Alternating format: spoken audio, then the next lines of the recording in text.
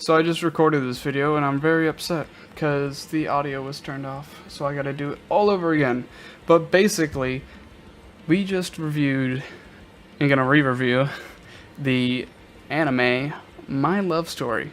This little dude is about 24 episodes long, and it was a very plain and open anime. It was funny. I did enjoy watching it. It made me smile throughout the whole thing.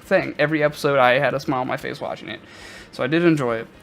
Other than that, I did think it was a very generic anime, and you could tell what was going to happen each episode once you found out what the overall objective was, where they were going on a date, what they were doing on the date, what the end goal. Fuck, even in the title, I guess, could give it away, give you some hints. But it was kind of an open shut book type deal, you know. You got this dude, Takio, big brawly dude, about like 12 foot 11. And then you got little tiny Rico at 3 feet tall. I'm exaggerating. And basically, they fall in love, and that's every episode. Basically it. So, like, basically every episode is them kind of developing the relationship even more, and even, I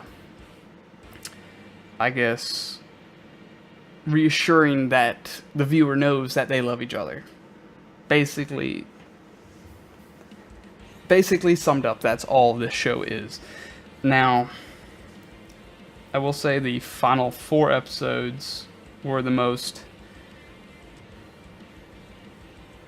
the final 4 episodes were the ones that I really got it drawn in towards, just because it was a curveball in the story. Just because on, what was it, like 21 and 22, the episodes of The Letter and Me, it wasn't necessarily about Takio, it was about his best friend, Suna, and how they want him to have a relationship. And they've been kind of pushing this like the whole thing, and he's kind of just brushed it off. But now this one, in these 2 episodes, he kind of is... we're seeing a trying effort from it. And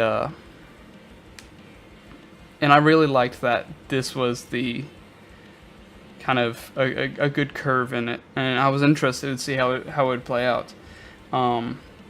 And I'll do a spoilers a little bit later. So then moving on, the last 2 episodes, I just wish it played out differently. Other than that, I thought it was a alright ending. Now, kind of before I get into spoilers, I just want to say that, like, I'm not gonna have a waifu of the anime. I'll get into that a little bit later, but I don't have a waifu of the anime for this one. Other than that, would I recommend this to people? I would say if you are experiencing a lot of people talking about it and kind of hinting towards it, giving like little subtleties about it, like, oh yeah, Tokyo, you know, shit like that, big fat lips, baking shit, you know. Yeah, if you're like getting all that shit from friends or like even the internet, and you just want to know what it's about, it wouldn't kill you to watch it. But if my friend's like, dude, yeah, what's a good love story anime? What's one I should watch? This would not be one I would recommend. Even if it's just like, oh, dude, you got like nothing to watch for like 6 days? Fuck, might as well watch something else besides this, dude. Like, I don't think this is worth anyone's time unless they are making a conscious effort to watch this. It was, again, this is just such an open and shut book. You just know everything that's going to happen by the time you're like 5 minutes within the show. Every episode. And every episode is basically the same, so it's a copy and paste type deal, and I just didn't enjoy it at all. So I know I'm going to get some hate in the comments for this, but I'm sorry, guys. Like, dude, if you want to discuss it further in my Discord chat, I'm always willing to, or even in the comment section down below, I'm always open to it, guys. But so let me go into the spoil section real fast. About the last 2 episodes, I am upset that Suna, I guess, didn't kind of pursue any relationship kind of thing. I'm a little sad, but going back, like, kind of going around Suna as a character, I was more interested in him than Takeo just because of how mysterious and we never knew what his motives were.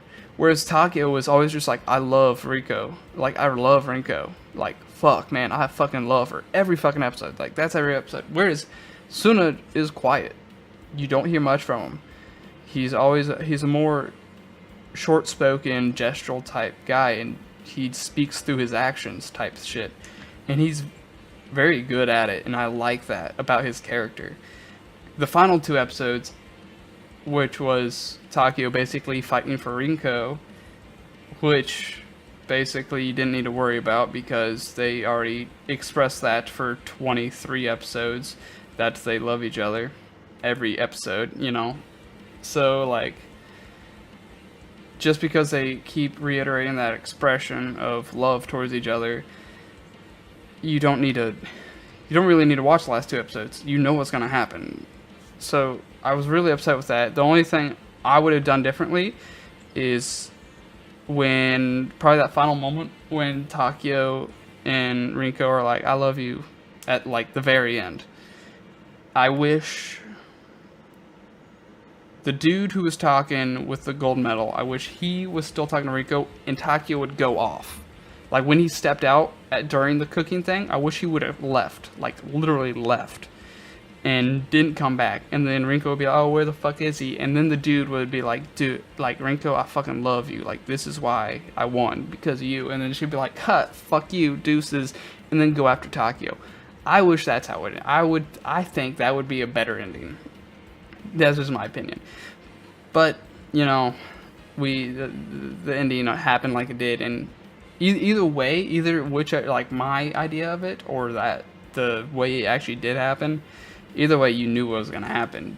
Now, kind of discussing why I don't have a waifu of this is just because Rinko is basically Takeo, where they just keep expressing how much they love each other and all that shit. And it was cute, you know, for what it was, but I got annoyed with it. Not to, like, the fucking, like, stop this shit annoyed. It's just like, oh yeah, cool, yeah, I get it, you know, you said that 15 times already, yeah, but, like, I'm not gonna stop you, kind of thing.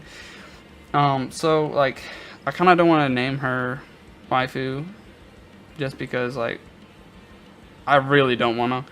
Then you got, Suna's sister, and I thought she was a bother. She was like 5 years older, and I know there's like worse age gaps out there, but just the fact that she's in college and he's first year in high school, I would figure in this culture she would be still, I guess, pursuing someone more of her own age. Yes, I get it. He made her feel loved and wanted back then when they were kids. But you know, life goes on.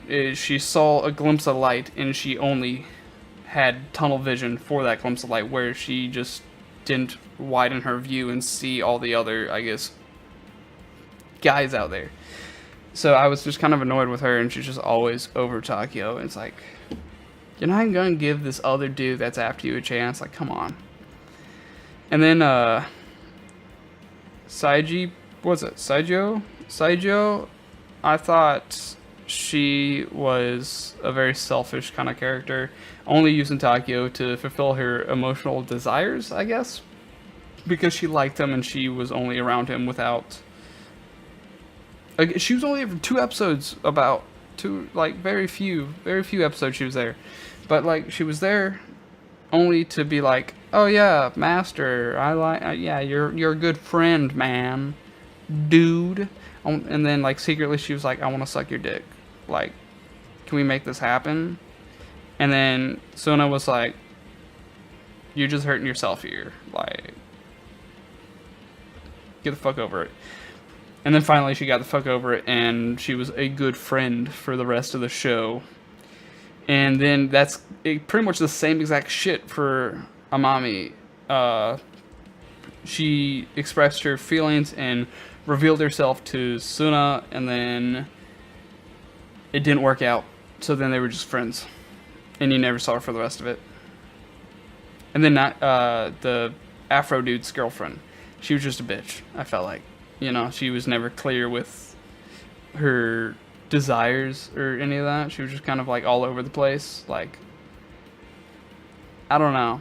I don't think a bitch is the proper term. She was confusing. How about that one? We'll just leave it at that. She was just a confusing girl. Other than that, guys, again, I am open to discuss this because I know a lot of people out there do like this. And yeah, I sway my opinion. Please, like, talk to me. Other than that, guys, I'm gonna deuce out. Thank you all for watching today. I hope you've been checking out some of my later ones. Hopefully, you all are enjoying my editing, getting better, and trying to do other stuff. Other than that, guys, I'll see you in the next one. All music used in this video is from a YouTuber named Trial and Error. He has his own website, and his YouTube will be linked in the description down below.